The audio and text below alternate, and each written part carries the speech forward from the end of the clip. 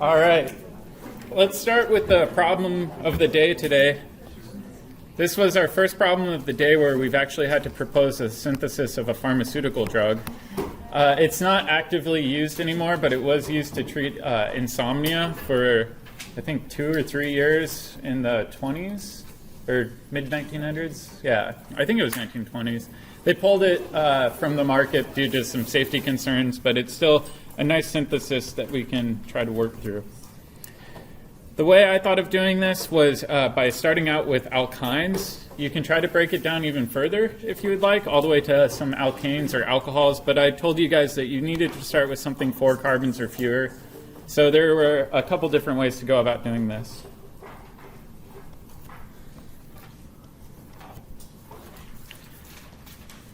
The way I thought of used 2-butyne and then did catalytic hydration using sulfuric acid and water and our mercury sulfate.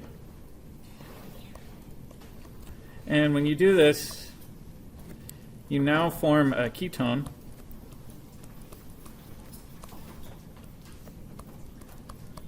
that is a useful intermediate. In the other part of this synthesis, I took acetylene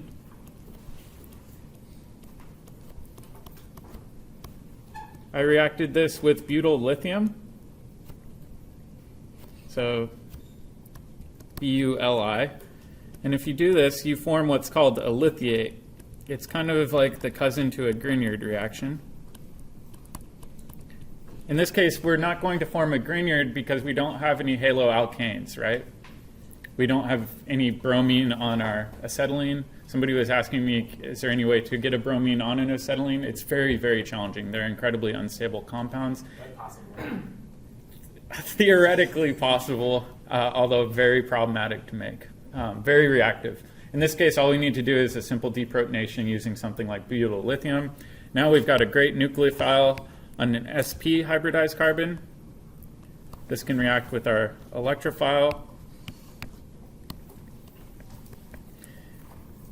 And when we do this, we're almost done.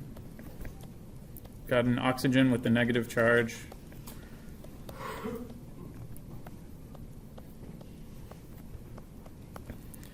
And then our last step is just a simple protonation using water. And we get to our final product.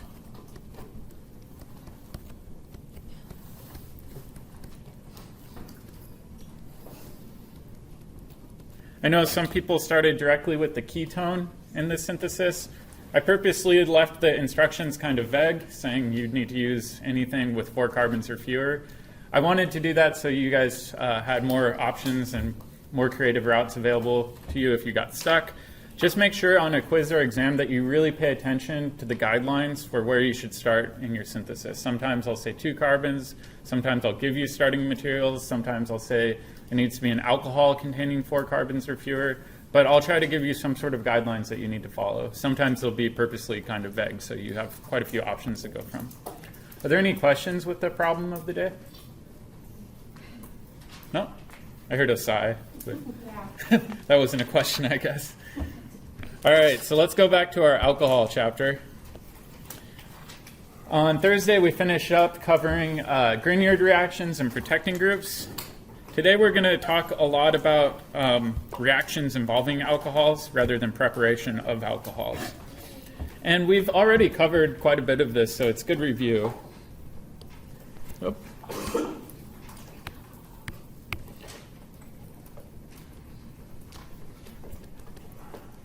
And the review goes all the way back to last term, and we've covered reactions with alcohols that were SN1 reactions. Specifically, we did one in lab where we turned an alcohol to an alkene, but with substitution, we can take, sorry, I'm going to erase this. Let's take our alcohol. We're going to add in a strong acid. Usually that X is some sort of halogen like hydrochloric acid or hydrobromic acid. And if we do this, we can get an SN1 reaction where we form water form a stable tertiary carbocation, and that halogen can add in, and we get water as a byproduct. So we've seen SN1 reactions quite a bit already. We've also seen SN2 style reactions with alcohols, but these are a little bit more complicated.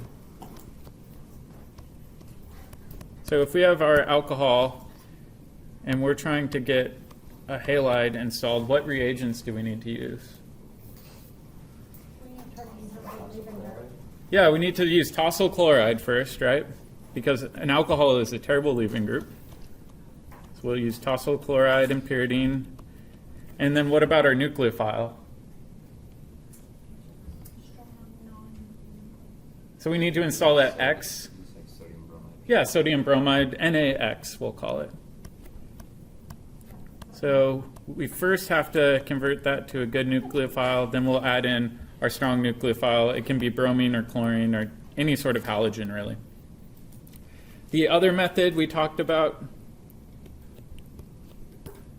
is if you have an alcohol, we can first protonate it using HBr, and then that bromine or bromide can come in and do an SN2 attack, and we can actually install bromines this way. Nope, we don't need peroxide because we're not going through an alkene, right? We only need peroxide if we're doing anti-Markovnikov addition to an alkene. One last one that's kind of new, but also very closely related, is if we want to install a chlorine, we can try doing this with hydrochloric acid, but the activation energy is really, really high. So what can we do to avoid large activation energies? A catalyst, right? So the catalyst we use for this reaction is zinc chloride. And when we do this, we can get an SN2 reaction where we install a chlorine. So if we compare the top reaction to the bottom two, they both can be used to install bromines or chlorines or things like that. This top one's gentle. These two are harsh but efficient.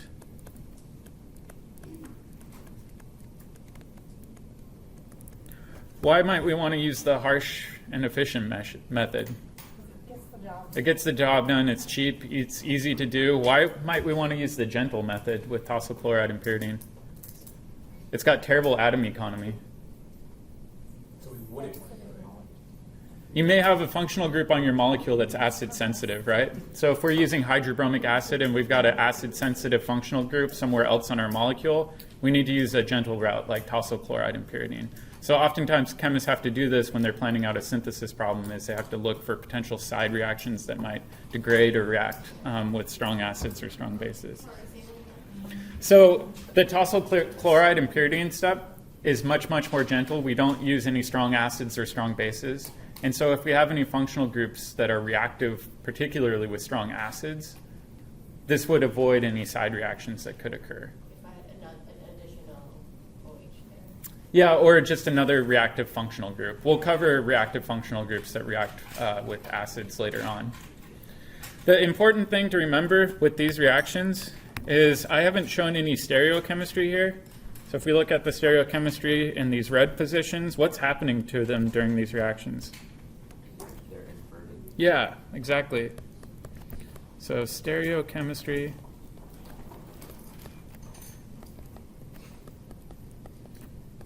is inverted in our SN2 reactions. So these were the old methods. We learned the use of zinc chloride is kind of new, but the overall principle is pretty much the same as using hydrobromic acid with an alcohol. There's a couple new reactions that we'll learn about, though, Of course. that are more useful, I would argue.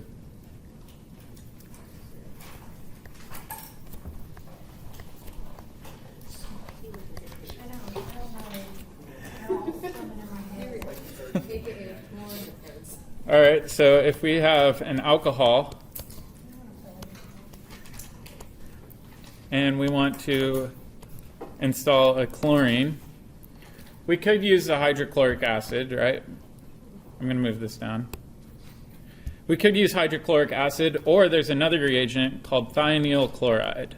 So it's SOCl2, and this is also done in pyridine.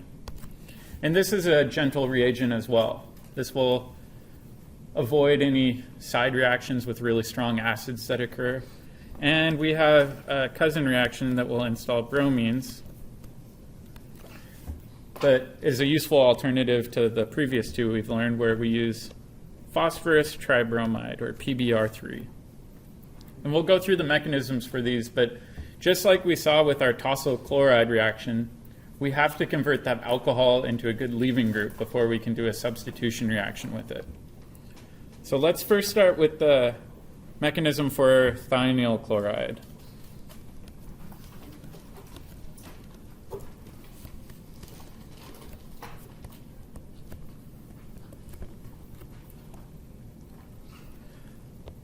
Thionyl chloride looks like a super easy reaction on paper. In practice, it's a little bit hard and a little bit unpleasant to carry out, and I'll explain why when we get to the end. So if we start with our alcohol, we've seen previously that this alcohol is a terrible leaving group. So what we need to do is convert it into a better leaving group. And thionyl chloride looks a little bit like a carbonyl, but instead of a carbon-oxygen double bond, it's a sulfur-oxygen double bond. And it's arguably one of the best electrophiles you can use in organic chemistry. It's got a really, really strong dipole between that oxygen and sulfur, and it's got a really, really strong dipole between the chlorines and the sulfur. So it's very electrophilic. We can show our nucleophile, the lone pair on that oxygen, coming in and attacking that sulfur, kicking up electrons.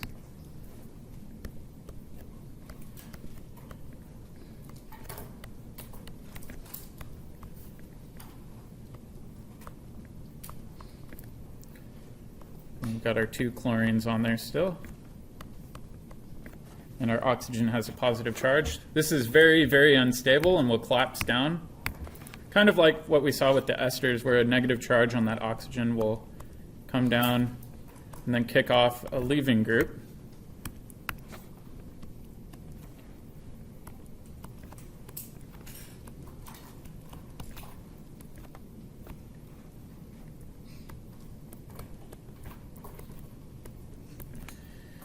We still have this oxygen with a positive charge, so we have to deprotonate that somehow. And just like with the tosylation reaction, we run this in a specific solvent. Do you guys remember what that solvent is? What was it? Pyridine, right? So pyridine is abbreviated PYR, but if you actually draw it out, it's a very weak non-nucleophilic base, where that nitrogen has a lone pair.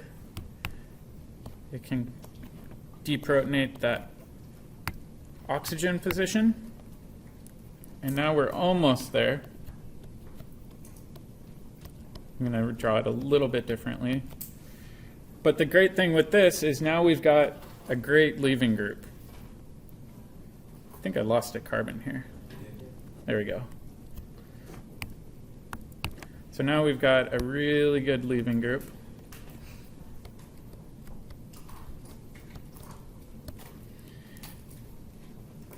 And if you noticed in the previous step, we kicked off a chlorine.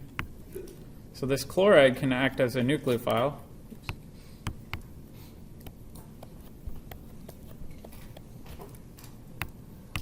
Do a backside SN2 attack, kick off our good leaving group.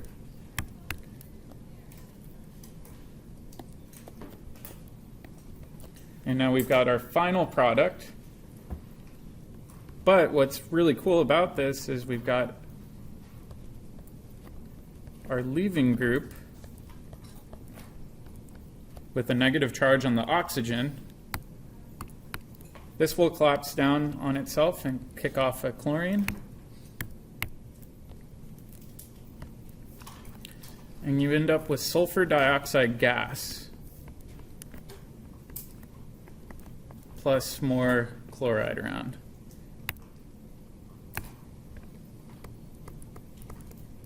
So sulfur dioxide. And it's a very, very stinky gas.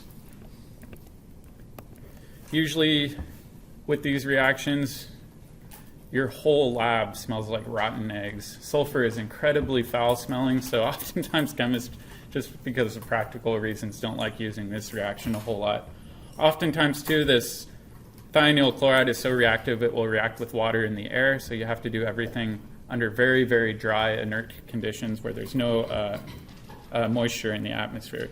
But the reason it works so well, especially if you're running a tricky reaction, is that Le Chatelier's principle says if we're creating a gas, we can drive that product to completion, right? So if we bubble off gas, even if it's in equilibrium, it'll shift the reaction from our starting material to our product side. So it's very favored. It's also important to remember that this is still an SN2 reaction.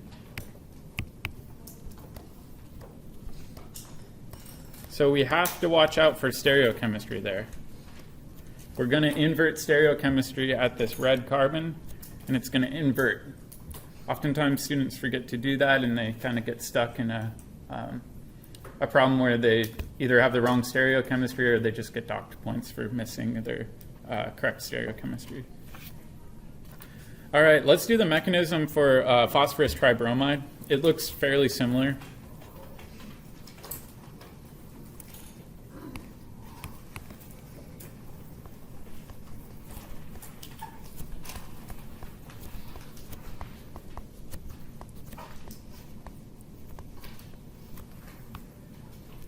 So just like before, we have our alcohol that's a bad leaving group reacting with this trigonal planar phosphorus compound. Whoop.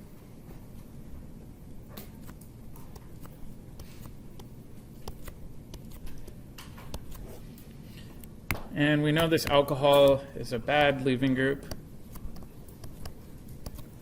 but it's a decent enough nucleophile, so this oxygen can come in, attack our phosphorus, kick off our bromide. Now we've got a new oxygen phosphorus bond. We still have two of our bromines on there. This oxygen still has a positive charge because the hydrogen's on it.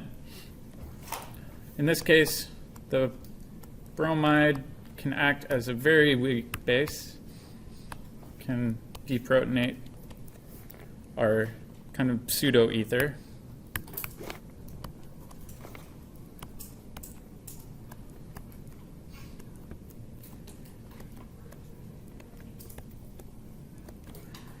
And we form HBr as a byproduct there. But now we've got a really good leaving group.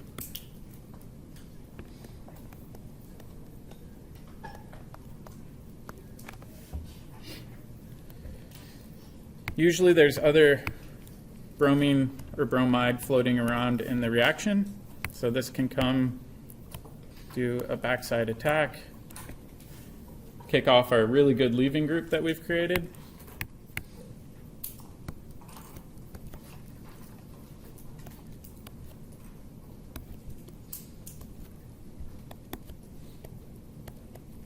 And you end up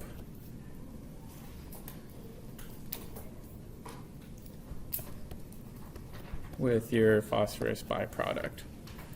But the really nice thing with these reactions is it's one reagent, it's one step. You can install a halogen directly using pretty gentle conditions and avoid the use of a really strong acid or the lengthy tosylation step. The reality is the tosylation step works just as well as most of these, but now we've got some new tools in our toolbox. Yep? Is the oxygen on the final phosphorus thing the same thing where it shoots down and then drops down the group? In this case, it's a little bit more complicated. The oxygen will clamp down and you typically get phosphine oxides out, but the mechanism for that's a little bit more convoluted, so we're not going to show that. The nice thing with this top reaction is just you can actually see the gas bubbling out for that sulfur dioxide. So it's a neat reaction in that regard. Could you write the name out for the SOCl2? Yeah. So this is called thionyl chloride.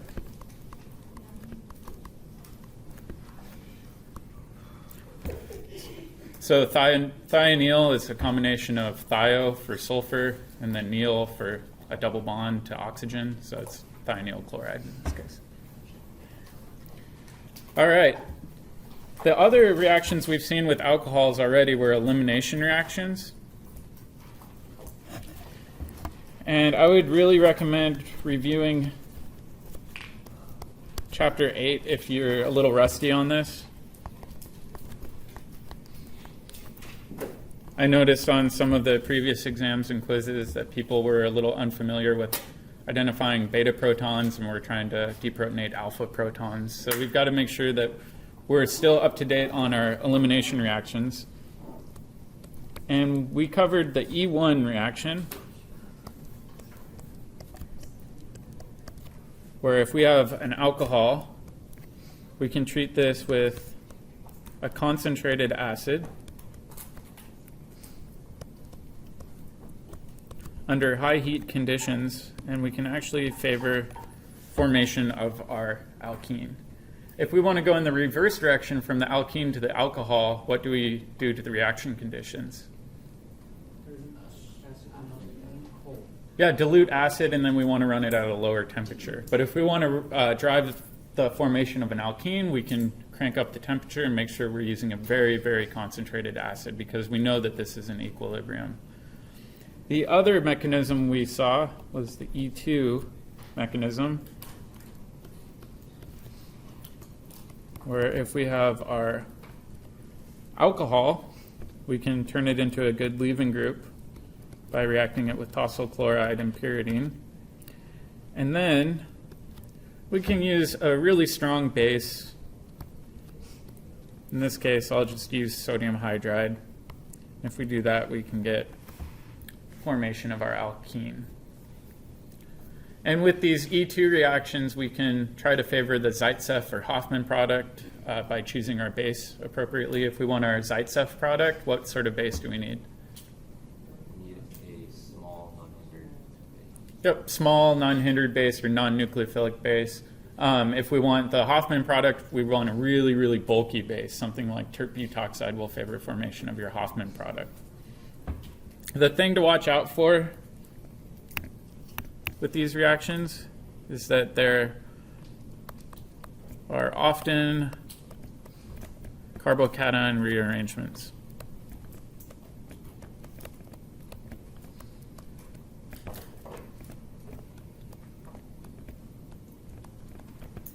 Because in the E1 reaction, we're going through a carbocation. In this case, it would be a tertiary carbocation.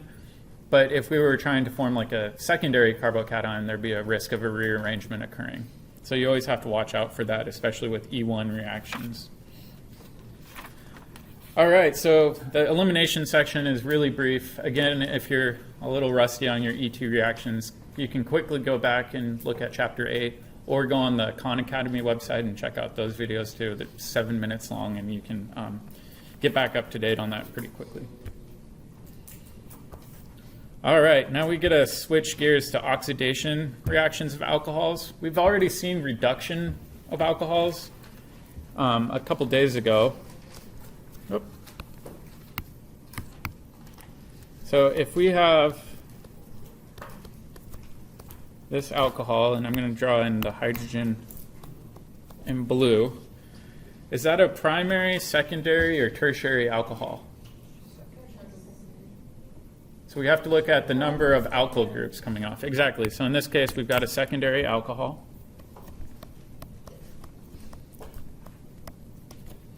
And we can oxidize this and remove that blue proton in order to form a new ketone, right? So this way would be an oxidation reaction. If we want to go back to our starting material, what reagent would we need? If we're going from our ketone to our secondary alcohol.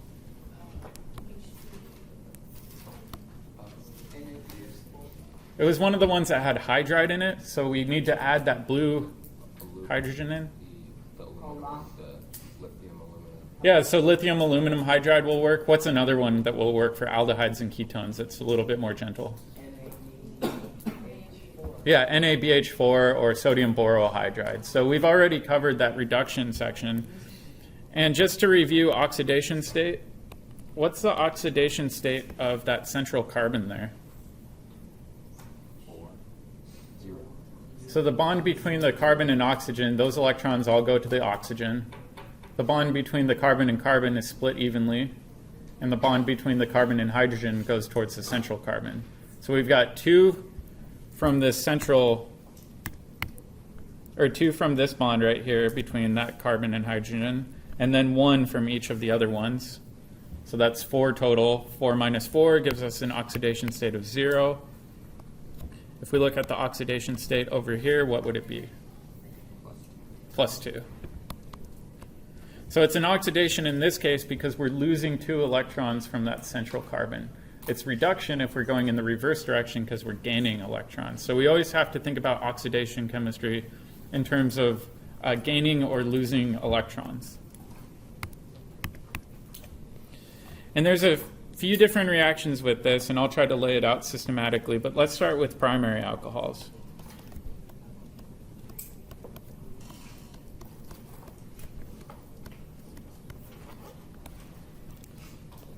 So if we look at a primary alcohol, it's got 2 hydrogens next to it in that alpha position.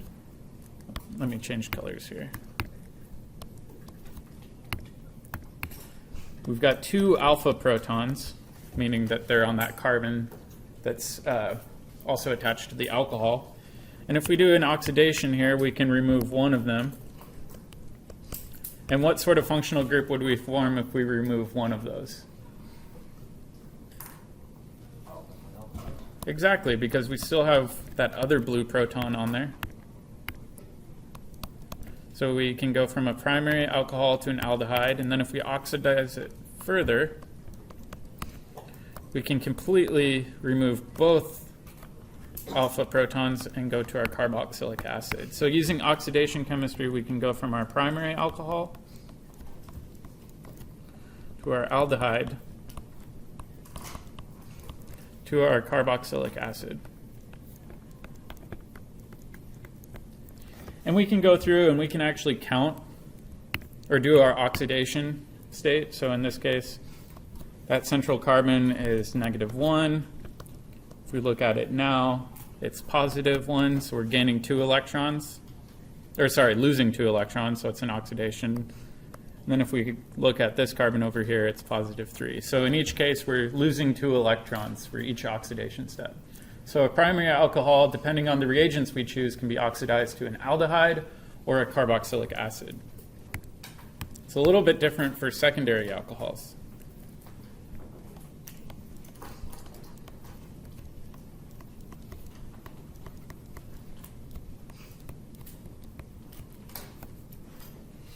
If we look at a secondary alcohol, there's only 1 alpha proton.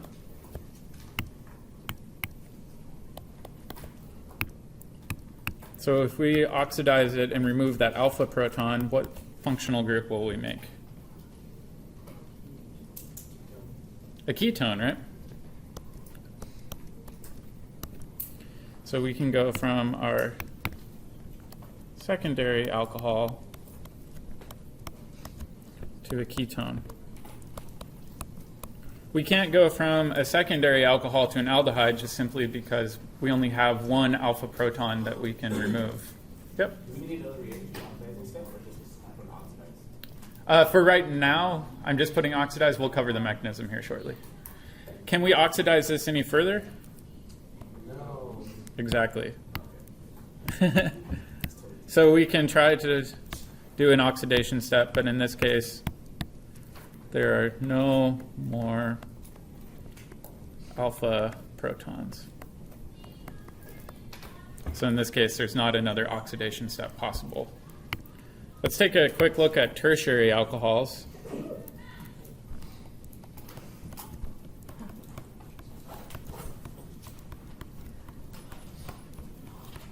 'Cause this is another thing that people get hung up on a lot.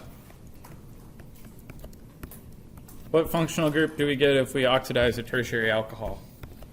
Nothing. Nothing, right? Exactly. So if we look at this one, there are no alpha protons. So we can't oxidize a tertiary alcohol to any sort of functional group. It would just sit there staring at you. It doesn't have eyes, Professor. Sure it does. It's got 2 lone pairs. Oh. You see what I did there? Yeah. All right, so you were right. In all of these steps, I just wrote ox, or reduction. If we go through and cover these reagents, it's a little confusing because there's a variety of different reagents you'll see listed for oxidations. But we'll first start with strong oxidizing reagents.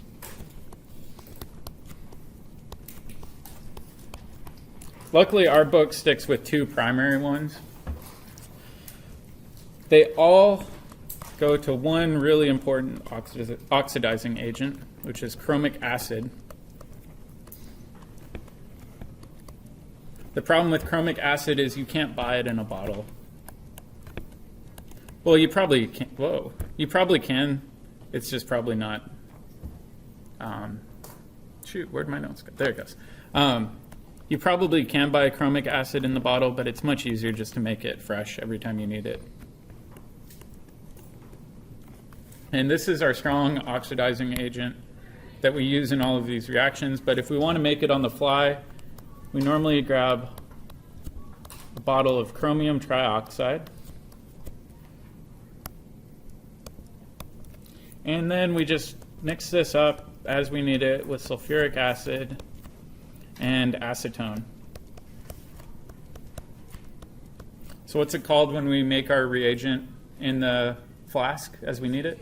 In situ. So usually when we're making chromic acid, we're making it in situ. So in your book, they normally show it as CrO3, H2SO4, and acetone. But really the active reagent that we're using in each of these reactions is chromic acid. The other common method to make these guys is by using sodium dichromate. So it's got a sodium, an oxygen, chromium, oxygen, chromium, oxygen, and sodium. And then we've got double bonds to other oxygens off of these chromiums. So this one's on the top is usually written as CrO3. This one's Na2Cr2O7. So it's sodium dichromate or chromium trioxide. And same thing here, we need to react it with a really strong acid. So we react it with H2SO4, and the solvent is typically water. Chromium trioxide is a little bit cheaper usually than sodium dichromate. But both of these work well, and usually the book goes with sodium dichromate. So with a strong oxidizer, we always oxidize as far as we can. So it's going to lose as many electrons as possible. So let's take an example using this reaction.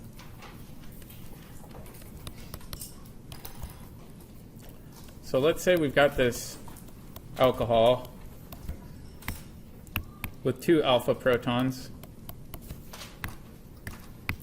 and we treat it with our sodium dichromate, our sulfuric acid, and water. We can try to get our aldehyde, but in this case, it's actually not isolated at all. It'll always overshoot.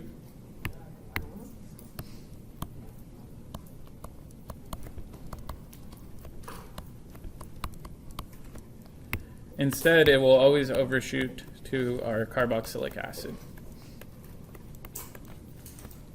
So with strong oxidizers, it's very, very hard to stop at just the aldehyde. It will go as far as it possibly can with a strong oxidizer.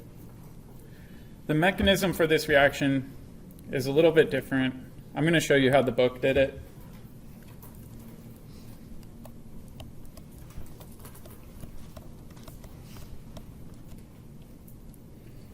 If we have this alcohol, I'm going to switch to a secondary alcohol with one alpha proton. And we react this with our chromic acid.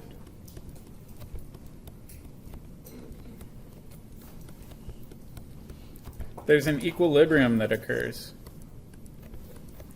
I'm not going to show the mechanism for the equilibrium because it's a little convoluted. But in the end, what happens is you get a chromate ester out.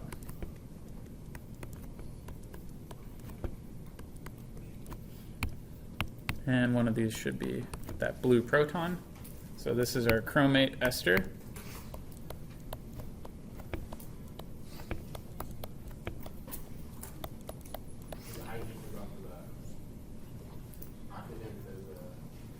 So one of the byproducts of this reaction, if you're counting all your atoms, is water.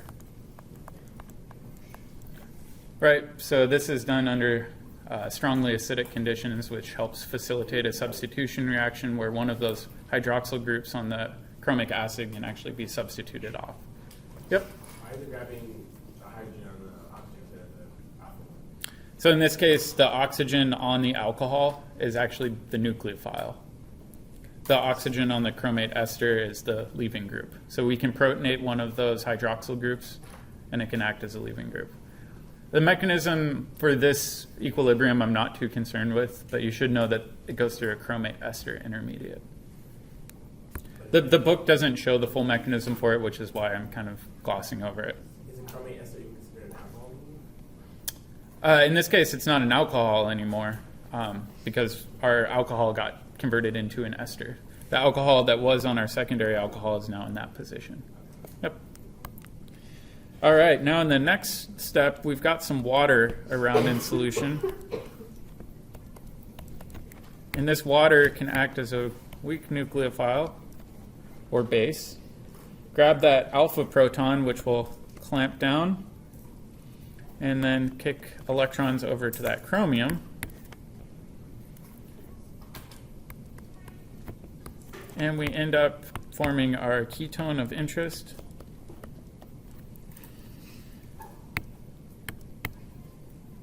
Along with our hydronium. And we also get our new chromium byproduct.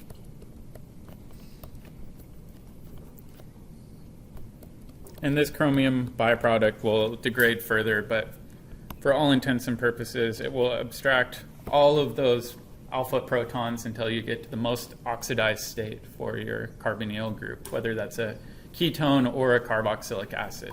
If we look at secondary alcohols, it can't go past the ketone because we don't have any more alpha protons, but if we start with the primary alcohol, we can abstract both of those and push it all the way to the carboxylic acid.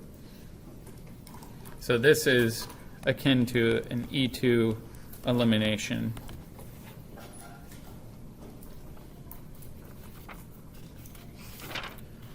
There's one other oxidizer that's often used, and this was developed by E.J. Corey. He was a chemist at Harvard.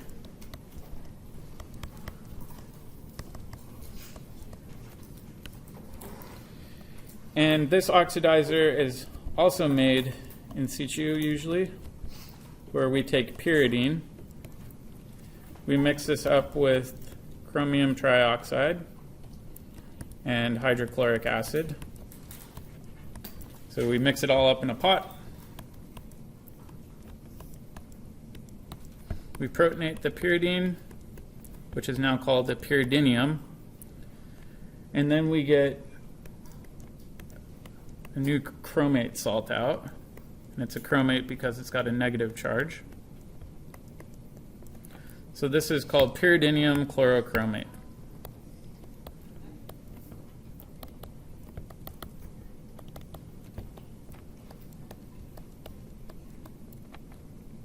Chlorochromate. And in this case, pyridinium chlorochromate is a very useful reagent because it prevents a compound from over-oxidizing. So let's take an example of this. If we have our primary alcohol with the 2 alpha protons, and we react this with PCC, so I'm going to abbreviate pyridinium chlorochromate as PCC from now on because it's kind of a mouthful. And we run this typically in dichloromethane, which is CH2Cl2.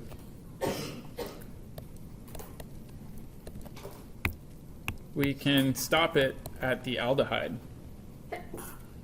So in this case, we don't run into the problem of over-oxidation where we go all the way to the carboxylic acid. This is not observed. So with primary alcohols, we can stop at the aldehyde.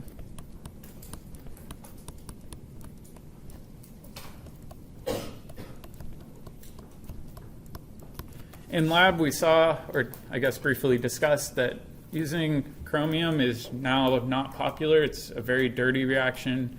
It's not clean, but for a very long time, this was how synthesis was done. And it's the only oxidizing reagents that the book really talks about in this section, so we're going to kind of leave it at that. If you do go on and to a master's or PhD level chemistry class, you'll talk about much, much better oxidation techniques that are more popular. Another example with this reaction that's kind of confusing is if you have a secondary alcohol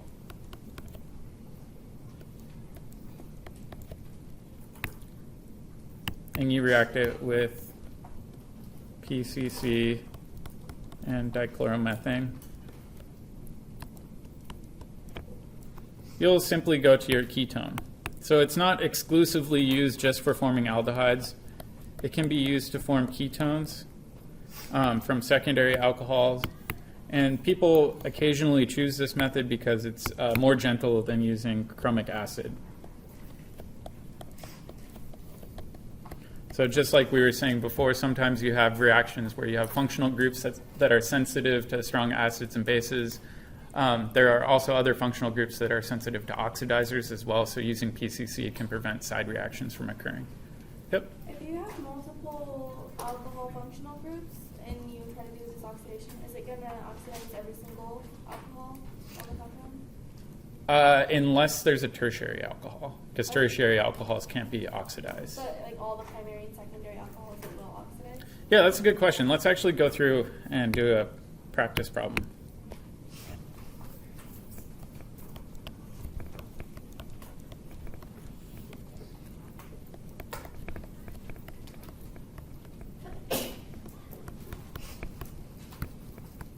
Let's say we've got PCC and CH2Cl2. What will our oxidized product look like? Aldehyde on the left. Yeah, exactly. So that primary carbon on the left will be an aldehyde. So we've got 1, 2, 3, 4. Oop. 4. And then we'd have a ketone on the right. So depending on the alcohol that you're working with, it'll get oxidized into a different functional group. Yep. But tertiary alcohols, sometimes people will try to draw a Texas carbon in, and like I said, it makes me sad on the inside, so please don't do that. One of the cool things I saw in this book that I hadn't really thought about before, because I haven't been pulled over by the cops for DUI, but if you ever have been pulled over by the cops, you may have ethanol on your breath, right? And they have you blow into a device that tells you your blood alcohol content. And they actually have really sensitive devices down at the police station, so once they arrest you, they take you down and they get a really accurate measurement that will hold up in court. I didn't really know how this worked. Hopefully you guys never have to experience how it works. But you start using sodium dichromate, and you react this with a proton source. And the interesting thing is the sodium dichromate is, if I can spell orangish. And as soon as we oxidize this alcohol, what does it turn into? Does it stop at the aldehyde with sodium dichromate? It'll go all the way to the acid, right? So in this case, it'll turn it into acetic acid, which is vinegar. And then the byproduct of this reaction is a chromium compound that has an oxidation state of 3+. And as soon as we change the oxidation state of chromium, it turns green. So what they end up doing at the police station is they can have you blow into this device. They get a sample that changes colors from orange to maybe a slight tinge of green to it. They stick it in a UV vis. And as you guys will see next week in lab, we can actually use a UV vis to quantify how much of a reagent is in solution. So they can use this to determine your blood alcohol content just by the ethanol coming off of your breath. It's a pretty elaborate system, but it's one that works surprisingly well. And that's kind of neat, I think. Is there a way to? Yeah, so the book says very specifically, breath mints will not work. So don't think you can get away with breath mints foiling this oxidation test, because really what it's looking for is that chromium 3. But you know how to mess with it. I don't know how to mess with that. I wouldn't even try. Just don't drink and drive. All right, the very last section of this chapter is an oxidation of phenols chapter. We'll finish up talking about it tomorrow, but a phenol can be interconverted to something called a benzoquinone. And we're not going to go too far into the redox chemistry for this, because you'll cover it if you take biochem. But these reductions and oxidation for phenols and benzophenones are very common in biochemistry. They're how we store energy as NADH. So you'll cover this in more detail in your biochemistry class. What we'll do tomorrow is practice synthesis. So if you can, try to make sure that you do most of your sapling problems tonight and tomorrow. Not only will that help you for the quiz, but it will make the synthesis problems a lot easier for you tomorrow. All right, I'll see you guys tomorrow or in lab.